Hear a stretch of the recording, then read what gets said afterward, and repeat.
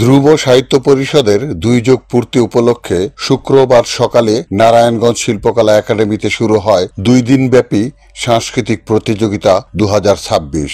এতে অংশ নেয় ছোট্ট সোনামণিরা। প্রতিযোগিতার বিষয় অঙ্কন, আবৃত্তি ও অভিনয়। বিচারক ছিলেন ফজলুল হক পলাশ, আবু হানিফা মাসুম, আহমেদ শরীফ পারভেজ ও এস এ শামীম।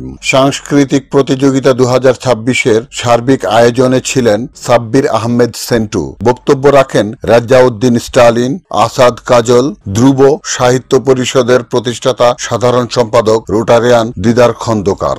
ধ্রুব সাহিত্য পরিষদের ২ যোগ পূর্তি উপলক্ষে আজকে এই আলোচনা সভায় প্রধান অতিথি সংশ্লিষ্ট সকলকে জানাই আমার শুভেচ্ছা ও অভিনন্দন। আপনারা জানেন এই ধ্রুব সাহিত্য পরিষদটি ২ যুগ পূর্বে আমি, বন্ধু সেন্টু এবং বন্ধু রায়হান ৩ জনে মিলিয়ে আমার দোকানে বসে আমরা সিদ্ধান্ত নিই যে আমরা একটা সাহিত্য পত্রিকা বের করব। সেই সুবাদেই আজকে আমরা সাপ্তাহিকভাবে সাহিত্য পত্রিকা বের করি।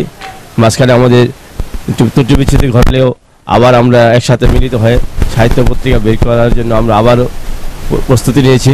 তার সাথে আমার দীর্ঘদিনের পথ চলা, তার একটা চ্যানেল আছে, ওই চ্যানেলে আমি অনেক নাটক করেছি, সে আমাকে করাচ্ছে এবং এখনও করাচ্ছে, এবং সর্বোপরি তার প্রতি আরও কৃতজ্ঞতা আছি। আজকের আয়োজনে আমার যে অভিনয়ের একজন বিচারক হিসাবে তিনি রেখেছেন, এই জন্য তার একবার ধন্যবাদ। উপস্থিত সবাইকে ধন্যবাদ। ধ্রুব সাহিত্য পরিষদের ২ যুগ পূর্তি, এটা তো সহজ ব্যাপার না। একটা পরিষদ, সেটা হচ্ছে ২ যুগ পূর্তি উপলক্ষে, ২ যুগ পূর্তি উপলক্ষে আজকে এই অনুষ্ঠান ১৫-১৬ আগস্ট শুক্র ও শনিবার নারায়ণগঞ্জের জেলা শিল্পকলা একাডেমিতে অনুষ্ঠিত হচ্ছে। আজকে এখানে এসে আমি অনেকজনকে দেখলাম, অনেক বাচ্চাদেরকে দেখলাম। চিত্রাঙ্কন প্রতিযোগিতা, ছড়া প্রতিযোগিতা, আবৃত্তি প্রতিযোগিতা পরপর ২ দিন হবে। ধ্রুব সাহিত্য পরিষদের ২ যুগ পূর্তি উপলক্ষে সাংস্কৃতিক প্রতিযোগিতার আজকের সম্মানিত সভাপতি, প্রধান অতিথি, বিশেষ অতিথি এবং সাংস্কৃতিক মোনা ভাই ও বোনেরা, আসসালামু আলাইকুম। সংস্কৃতি, কালচার, নাট্য যেখানে আছে সেখানেই আমার সরব উপস্থিতি থাকে। আমার ভালো লাগছে, আমার বন্ধুবর সাব্বির আলম সেন্টু ভাই আমাকে বলেছেন যে অভিনয়ের ব্যাপারে প্রতিযোগিতায় আপনি বিচারক মণ্ডলীর একজন হয়ে থাকবেন।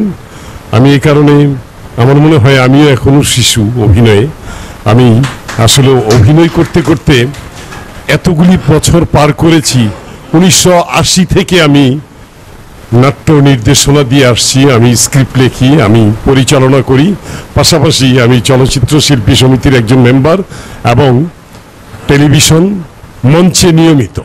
আজকে শিল্পকলার সুবাদে আর আমার সেন্টু ভাইয়ের উদ্যোগে যেই মহৎ উদ্যোগ নেওয়া হয়েছে, সেখানে আমি খুব প্রাউডফুল করছি এই কারণে যে আসলে আমাদের সুযোগ এসেছে, আমাদের নেক্সট প্রজন্মকে আমরা যেন উৎসাহিত করে ভালোভাবে এগিয়ে নিতে পারি।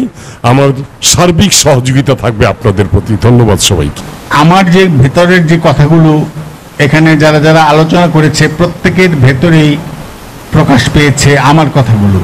একটু একটু করে মোটামুটিভাবে সবাই বলেছে।